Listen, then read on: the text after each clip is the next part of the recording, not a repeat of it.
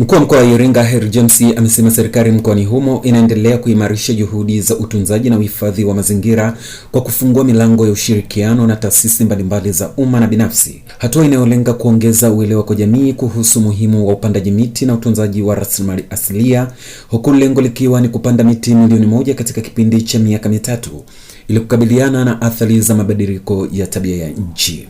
Harry James amesema kuwa mafanikio ya mpango huo yanategemea ushirikiano wa wananchi wote, wakiwemo wanafunzi, taasisi za elimu, vikundi vya kijamii na sekta binafsi, pamoja na kuhakikisha miti inayopandwa inatunzwa kikamilifu ili iweze kukua na kuleta tija iliyokusudiwa. Tumefanya jitihada ya kupanda miti katika maeneo ya taasisi, tumefanya jitihada ya kupanda miti katika maeneo ya nyumba zetu, na sasa ni wajibu wetu wa kila mmoja kuhakikisha kwamba anaendelea kujitamadunisha umuhimu wa kupanda miti, kutunza miti na baadaye kunufaika na hii miti ambayo tunaipanda, ili tuwe na desturi endelevu, sustainable tradition ya upandaji wa miti. Ni muhimu tukapanda miti yenye manufaa, ili kwa manufaa hayo tuendelee kuona raha na furaha ya kuwa sehemu ya kutunza mazingira wakati wote.